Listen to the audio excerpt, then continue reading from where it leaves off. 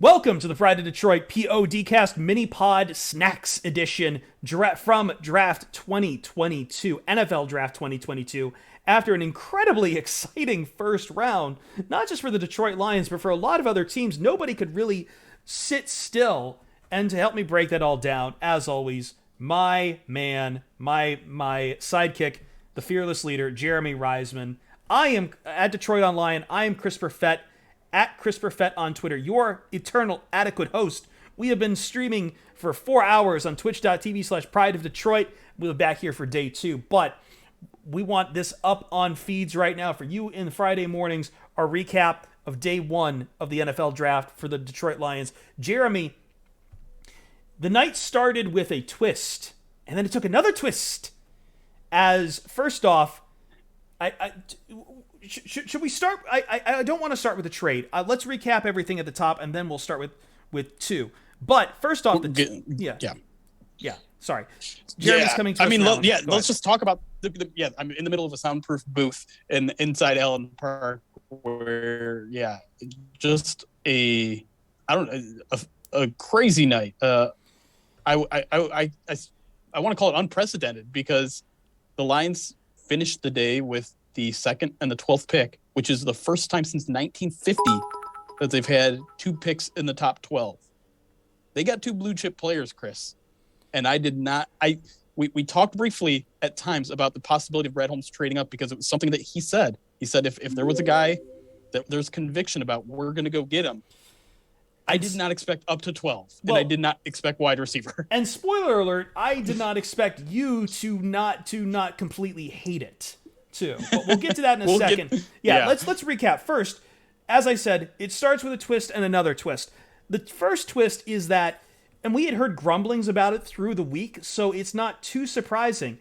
But in the grand scheme of things, if I start this draft season, Jeremy, telling you that the Jacksonville Jaguars are going to take Travon Walker number 1 and allow Aiden Hutchinson to go to the Detroit Lions, to Brad Holmes jumping up and down and nearly rushing the card up there himself, at least, digitally, not physically, but still, you'd call me crazy. But yes, the Jaguars jagged where they should have zigged, and they took Travon Walker, which might work out for them.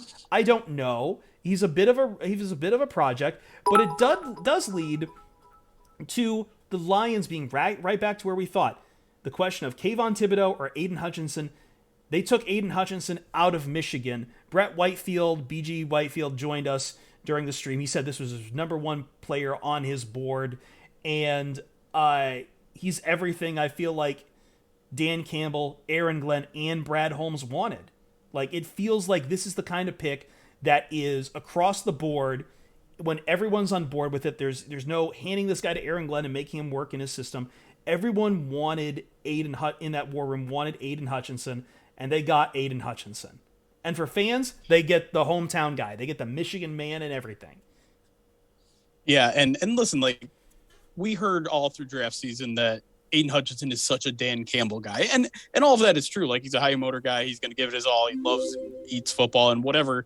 But I feel like that's underscoring the talent that they're getting in Aiden Hutchinson. I feel like we're focusing a little bit too much on the character, which is important, obviously. But Aiden Hutchinson is the best out-of-the-box prospect in this year's draft class. Like, he is a guy that is going to come in and immediately produce. And the one thing that Brad Holmes mentioned today, and it's something that I know people like Eric Schlitt have been kind of knocking at people's doors who really wanted Kayvon, run defense.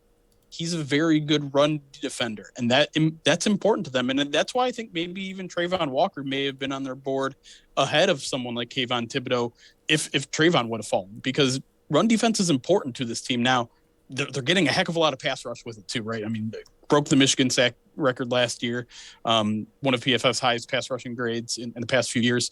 The dude is an absolute beast. And one of the more interesting things that Aaron Glenn said is, the biggest concern with Aiden Hutchinson, what is it? T-Rex arms. It's a T-Rex arms. And basically Aaron Glenn said, I don't care. It's overrated. Doesn't matter. This guy wins with violence. And when you play with violence, your arm length doesn't matter because you've got violence on your side. You've got aggression. Right. And so, I mean, I I agree with the pick. I was slightly more in Kayvon Thibodeau's camp, but as Brad Holmes said, like those were all very highly graded players together. It was probably just kind of picking your poison there. I don't think this necessarily says that they were upset with Kayvon Thibodeau in terms of his character. That's another narrative that I'm not sure I'm buying out of this. I don't think it wasn't that he wasn't a culture fit. I think maybe they were concerned that he wasn't quite as good out of the box, especially when it came to run defense. So this pick makes a ton of sense. I would have been happy either way. And so I'm feeling pretty good about Aiden Hutchinson here. Yeah, I was on the Kayvon camp just because like I value pass rush more than stopping the run, just because of just where the NFL is. But obviously both are important. And I think what won me over on Hutchinson is, you mentioned Aaron Glenn earlier. I saw Aaron Glenn, said this here. He can go on the edge, all right, but he's so big, so he can go inside on third down and play the 3 technique. And one thing I prioritize when we're talking about defensive players into modern days NFL defense is versatility. You need to be able to line up almost anywhere, do almost anything. There's no such thing as just getting a Swiss Army knife, especially if you're the number 2 pick. Your guy needs to be ready to do about everything. Now, I think Kayvon is probably the more polished passer, just straight for like pass rush. But again, Aiden Hutchinson does everything extremely well. And the difference there is very close with Thibodeau. Thibodeau himself fell. Where did he end up get drafted? Actually, the Giants. The Giants. At 5. Yeah, the Giants at 5 drafted Kayvon Thibodeau. So not that far of a fall for him. Some were predicting him to fall out of the 10. No, I wouldn't have seen that at all. Kyle Hamilton fell out of the 10, which is L on my part. L on my part. But I want to. But yeah, no. I want to go back to the Hutchinson. Yeah, go on. Yeah, the 3 tech thing. I think that's important to note too, because that was one of the things that I think put Trayvon Walker above other people. Is he was a good inside defender, and one of the things that maybe attracted him to the Lions, because the Lions also need some interior pass rush like crazy, and so now they can have that potentially in Aiden Hutchinson too. So, you play Aiden Hutchinson on the outside on first and second down, you get some pass rush, you get some run defense, and then if you get into some obvious passing situations on third down, you slide him inside. You got Romeo Okwara on the outside, you got Charles Harris on the other side. Suddenly you got 3 really good pass rushers all on the field at the same time, and you could turn around this pass rush, which again ranked 30th, 29th, 31st, depending on what metric you used last year. Suddenly we're talking about potentially, a top half of the league pass rush with all these weapons, and I mean, that alone should be really exciting for Lions. And that's something I've been told by several scouts too, is like, you look at modern NFL defenses, pass rush pressure comes from up the middle these days. It's your leadership and your just pressure is going to come from a wedge. So that's just really important to have a guy who can go inside and play that 3 tech. So I think it's almost just, it's perfect. Like the pick worked out perfectly for the Detroit Lions. The positional value, everything worked out very well, and I think that was the main storyline right up until all hell broke loose. Jeremy, you still there? Jeremy, your camera cut out.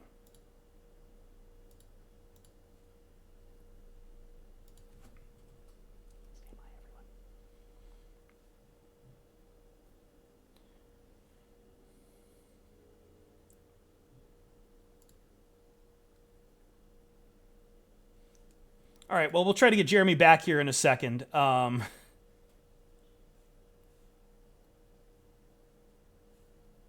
try to get Jeremy back at here in a second. Yes, L's in chat, no maidens. Jetty F Baby, thank you for resubscribing. Thank you. And we got plenty of bits in the middle there. Big Al, 100 bits. Nice day 1. 20 bits. Average Drunk Gamer, 94. Cheer. Packers, day 2. Wide receiver, wide receiver tackle. Vader 187 Cali, thank you for subscribing using your Prime subscription. Jeremy is coming back in. Admit.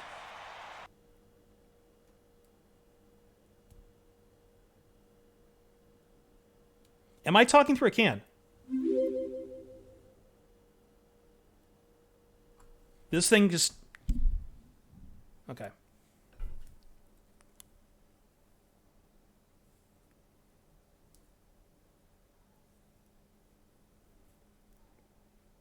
You there? You're muted. Hello? No maidens. All right. Okay, sorry about that. I don't know what no, happened. it worked out. It paused at just a perfect time, so I was kind of lining up to transition us to Williams anyway. So, yeah, the dog's barking next door. he likes talking about Williams. Big Williams fan over there. Mm-hmm. All right. He's just saying roll tide, roll tide. Roll tide. Roll tide.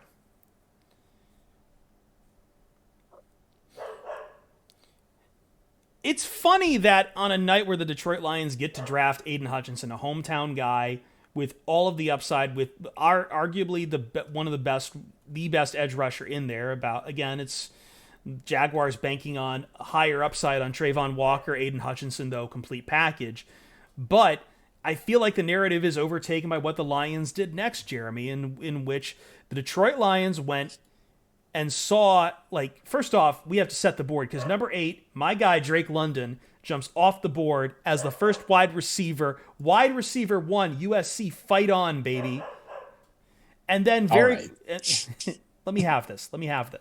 You let Ryan have all of his Malik Willis stuff. Let me have this. He goes to the Falcons.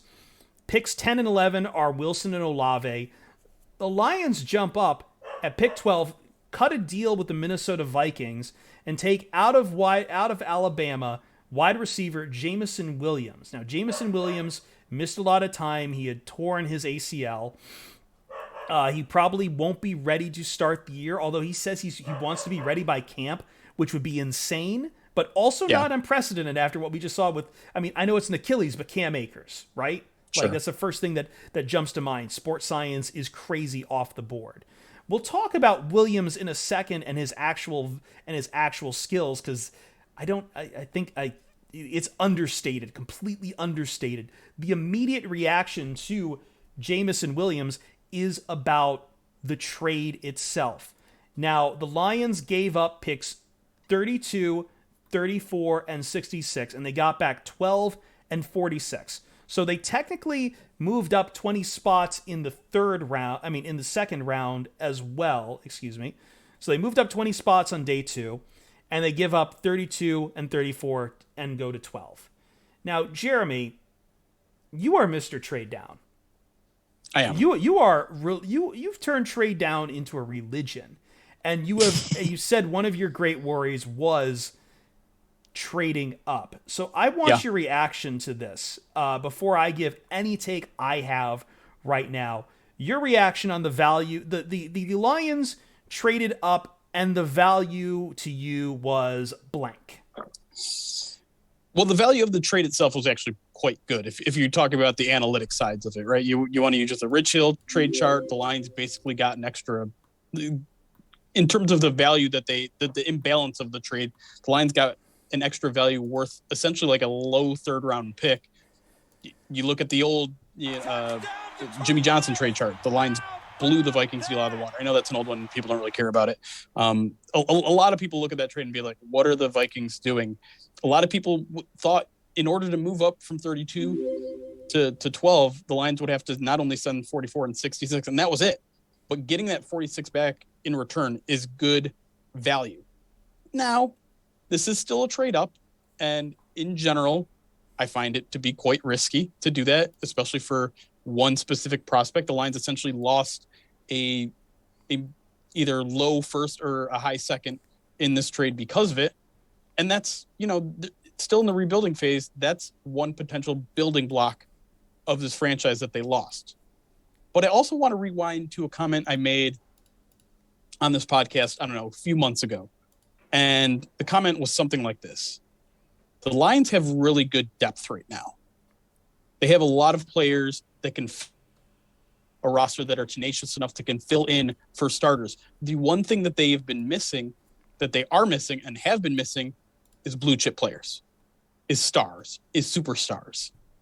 Well, the Lions might have two, one on each side of the ball now, because Jameson Williams is a stud. He was a top 5 pick before his ACL injury in the national championship game, and the Lions have time to let him heal. They've got DJ Chark, they've got Josh Reynolds, they've got Amon-Ra. They're fine at wide receiver, presuming they don't get hit more by the injury bug, and they don't need to rush him along, because get that dude fully healthy, and you might have the best offensive player in this draft. Period. That, to me, worth it. There are rare occasions in which I believe a trade up is worth it, especially a trade up 20 spots in the first round, which usually costs you quite a bit of trade capital. Worth it if you get a star wide receiver. I mean, we saw how crazy today went with wide receivers. Everyone wants a star wide receiver, and the Lions may have gotten the best one in this draft class. Wide receivers. I'm not going to yell at it. Yeah, 6 wide receivers went in the top 18 of this draft. So 1/3 of the first 18 picks were wide receivers. In addition to that, 2 teams traded wide receivers. Hollywood Brown and A.J. Brown were both packaged as deals for first-round picks. So technically 8 receivers flipping hands during the first round of this draft. It shows you the premium of what's going on at the wide receiver position. And hindsight being what it is, I feel like it justifies the pick even more. Because at the end of the day, and if you want to throw some schadenfreude in here, by the time it gets to the Packers, there's no value left at the wide receiver in the first round. Like Jahan Dotson, who we thought was an end of first round guy, went 16th. So the position was clearly in massive need. You jumped some of the more desperate moves out there, like Washington taking Jahan Dotson at 16, and you got a guy who, Jeremy, you mentioned it. The guys on the Detroit Lions staff right now are all guys who, like, okay, you've got Amon-Ra St. Brown. He's going to be around for a while. He's a diamond in the rough. You got Chark on a short-term deal. Josh Reynolds, Quintez Cephas. Those are decent depth guys, but you have the flexibility that if Chark doesn't work out, now you've got the blue chip guy. Like Chark, right. Chark basically becomes the placeholder for Williams, depending, and maybe Chark blows you away, and guess what? Then now you've got 3 great wide receivers to top your depth chart. Like it was in my mind, it was a great move. I'm not going to say fantastic, but it was a great move. I think some fans will voice concern because now, again, the gift of hindsight, they saw the Minnesota Vikings were able to take Lewis Cine at 32, safety out of Georgia, who I know we had targeted a lot at 32. Lions missing out on a day 1 safety as Daxton Hill, Kyle Hamilton, Lewis Cine all go day 1, but I'm not going to sleep. I'm not going to stay up losing sleep over this at all. Like the talent of Williams trumps everything in my mind right now. Yeah, I mean, if I can maybe bring people down a little bit, give us a little hot and cold. I think it's interesting to look at teams like the Packers and the Chiefs, because those are 2 teams that I think we all looked at and be like, those are teams that absolutely need wide receivers after trading away their elite guys this offseason. Mm-hmm. Both of those teams stood pat and just kind of said, you know what, we're just going to let the board fall to us. Even weirder, and the wide receivers. Even weirder because the Packers traded up again. They traded up, yeah, but they still didn't take a wide receiver. Right, but they hung around where their picks generally were at 22 and 28. Got 2 defensive players. They preached a little more patience in their draft rooms, and they got pretty good defensive talent. Trent McDuffie and George Karlaftis for the Chiefs, and 2 good Georgia players in Quay Walker and Devontae Wyatt for the Packers. And so I think there's something to that strategy, and maybe the Lions miss out on a defensive talent that they're going to regret at 32. But again, this team needed blue chip players, and they got them. Maybe they didn't need them this year. Maybe they could have waited a couple of years to really get those final pieces of the puzzle. But listen, Brad Holmes, he said it. If he has conviction on a guy, he's going to take him. And if we can start talking about Jameson Williams a little bit as a player, like the one thing he does that the Lions don't have is big plays. There was that stat where he had like 8 or 9 plays of 50+ yards last year. The Lions had 5 plays of 40+ yards all season between all of their players. He's a big play, ridiculous player. And the speed is something that they just completely lack. Some people were thinking this guy was going to run in the 4.2s at the combine had he not torn his ACL in that championship game. He's tall. That the one thing that he lacks in physicality is physicality just by nature of his size, though, because Brad Holmes and Which is funny. And We Ben all Johnson, thought we were going to talk about like a big wide receiver to take, and they kind of went the opposite route. Well, I mean, he's tall, and I think he's definitely still one of the outside guys that will do some of those jump ball things. He's just not as physical. But again, that's more of a body type thing, not a mentality. Because Ben Johnson and Brad Holmes both mentioned, like, this isn't a guy who is aggressive. He plays special teams. He plays with a fire. He's got that grit mentality that they're looking for in all of their players. So he's a psychological fit. He's a culture fit. He brings something that the Lions don't have, which is crazy speed. And as long as he comes back from the ACL, and like, I know we think modern medicine, we're just going to go poof and it's gone. Well, that's not necessarily. It's still a risk. Like, no. It's absolutely still a risk. And you're always a risk of re-injuring or injuring the other one. And because he's that small body type, I think there's maybe a concern that he could be injury prone. He hasn't shown it yet, but all of that is something you can't just like wash away and ignore. But it's hard to also not ignore the amazing season that he had at Alabama. And it's also only one season. I'll give you that, but it's Alabama. Also against, playing good competition, great defenses, right? And like, and you just can't ignore the physical traits, the four and the length. So I think he's going to be a really good player, and I didn't even consider him being an option for the Lions tonight. Record-breaking high school hurdler. He was like part of what got him into Alabama there. FBS best 11 touchdowns of 30-plus yards. Returning 2 kickoffs. You mentioned the special teams. Returned 2 kickoffs for touchdowns last year. And, by the way, just you mentioned the speed. Not only is he a big play guy, but even with the shorter routes they're happening and what you're probably going to get from someone like, say, Jared Goff, the Jameson Williams is a yak machine. Yeah. Like, think Golden Tate types of yards after completion. That's the kind of big play he's going to have. Like, that's he's gonna outrun. He's just gonna outrun dudes. Like like those times when I hate to compare him to Calvin Johnson because he's a completely different player and it's not fair to either player. But like when Calvin Johnson would take those slants and then split the 2 safeties and take it for 70 yards, that's the kind of play you could get from Jameson Williams now. Yes. Yeah, it's just all around, just everything that probably excels. Like, again, he's not the big kind of like super big wide receiver. He's tall, but he's not big like some of the other wide receivers coming out, but he's absolutely got speed on his size, and it makes him like it gives some diversity to the wide receivers too, because we've got guys like Amon-Ra, St. Brown, who are your jump ball type of wide receivers.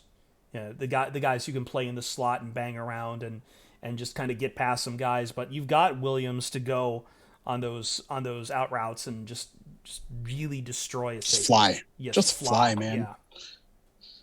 So, before we close out, do you want to look ahead and maybe talk about what the Lions could do here at 46 and 97? I think it's fascinating. So we saw 3 safeties fly off the board. We did see Daxton Hill and Lewis Cine at the end of the round. Obviously, Kyle Hamilton going 14th to the Baltimore Ravens, who had a phenomenal draft, if you ask me. So safety, the top safeties are off the board. Only one linebacker though, Devin Lloyd. So I don't know if Chad Muma makes his way. Nakobe Dean, excuse me, I forgot about Nakobe Dean. Chad Muma though is probably the day 2 player we looked at for the linebacker position. And Quay Walker. Wait, I thought Quay Walker was. He was. Yeah, I'm so saying there's 3 linebackers. So you're saying I'm adequate. I'm just making sure we got 3 linebackers, 3 safeties. Fine, whatever. Either way, both those positions, Jeremy, we knew were kind of deep day 2 positions, though. That's right. So you've got guys like Jaquan Brisker at safety and Chad Muma at linebacker. Now, the big question is, and this is the big gamble for moving down from 34, are they still going to be there at 46? Right. Like that is your big. Like we saw the massive surge. 2 positions went very heavy in day 1: tackles, wide receivers. So I'm curious when that pendulum, and we always see this in drafts, Jeremy. Once a team goes one way, the pendulum starts to swing back the other way. So I think the big question is, when is the run on defensive talent really going to hit? And are those 2 positions, safety, linebacker, and you know what? I'll throw cornerback in there too. I think that might be on the board. Are those immune to runs on them that might deprive the Lions from the talent they might be seeking at those positions? And I just don't know. I don't know when that's going to break. I think we've only seen one quarterback off the board in Kenny Pickett. Maybe maybe Malik Willis makes him down to 46. I'll keep that candle burning for Ryan. I was kind of hoping to see him tonight, but well, I mean, Brad Holmes, he was asked, like, you didn't draft a quarterback tonight, and his response was, draft isn't over. Now, he's being coy. He's being coy. I think he's being cheeky, for sure. I think if I'm looking at value here, I think linebacker value is not quite there anymore. I think you missed out on the first tier, maybe even the first two tiers of guys with just those top three guys. Muma's decent. Damone Clark is a guy that they could always take a risk on the guy, spinal surgery. You never really know, but we know Kelvin Shepard likes the dude. Troy Anderson is everyone's favorite dude because he's got a 10 RAS. So maybe a developmental guy, but maybe the reports are true. Maybe linebacker isn't high on this team's need list. Maybe they're willing to wait. To me, safety is the most interesting because I still think it's the most deep spot on the draft where if they wait on 46 or maybe Jaquan Brisker and Jalen Petrie. I'm combining their names there. Oh no. Am I still here? Okay. Oh, yeah. If those two are gone by 46, I still think they have some good options at 97 with Brian Cook, Nick Cross, and Kirby Joseph. Kirby Joseph is a guy that they had for a top 30 visit, and I think they're all really good fits in the inline split zone scheme. Obviously, they'll require some seasoning because they're that far down in the draft. They're not as established as potential starters. But again, this is why you go out and get Deshaun. Why can't I think of his last name? Deshaun Elliott. Deshaun Elliott. Thank you. This is why you go get him, because now you can play him for a year and let one of these other guys develop. So I think they're still okay at safety. Sean hurts a little bit, but he was probably never going to fall to 46, and the Lions knew that. Linebacker, I'm a little more wishy-washy on. I'm not really sure when they're going to address that or if they're going to address that. Can I throw you a curveball? Hit me. I don't know if this would be a good, like, I just, because I've seen some of our fans in our chat bring him up. Trey McBride? Would you go tight end at 46? 46 seems a little early for me. Now there's a huge gap between 46 and 97. So the Lions have to be really judicious on what they use 46 on. Yeah. But man, I don't know, going offense with two out of your defense, first three picks. There's so many needs on the defense, right? And it's really not even just 2 out of your first 3 picks, because you spent an extra pick on Jamison Williams. You would essentially be spending 3 out of your first 4 picks on the offense, which would be kind of shaky. I think you get more value out of safety or maybe a linebacker. We'll see. I mean, maybe even a corner. I don't know if they'll go corner, but sure. I mean, Kaiir Elam went off the board, but I know we had talked about Roger McCreary and Kyler Gordon as potential 34 picks. Maybe one of them drops down to 46. It's certainly possible. Kind of unconventional need. Both of those guys are a little on the smaller side, so they might be more nickel backs. But Kobe Bryant is a guy that I think a lot of people like. Maybe an option at 97. You might have to reach at 46 to get him. He's more of an outside corner, 6'1", and really good athletic traits too. So I think he's an option. But again, that would be a little bit more unconventional. But again, you're drafting for long-term needs, not short-term needs, so it wouldn't surprise me. Yeah, and I think a lot of that would have to do with, like, again, who's available and, like, just not making I think the important part is at 46, you not make a reach. You just go with the best player there, regardless of what the position 100%. is. Maybe lean towards defense over offense, but either way, like, don't sweat the basics. As long as it's something in the back 7, I think I'll be happy. Yeah, I mean, you really only got 2 more shots at starters, I would say, with the rest of this draft. So yeah, you have to be judicious and get a talented dude. I think that'll wrap it up for night 1 of the draft. Jeremy, thank you for coming to us from Allen Park. And everyone who's been listening, guess what? We'll see you Starside. Enjoy day 2.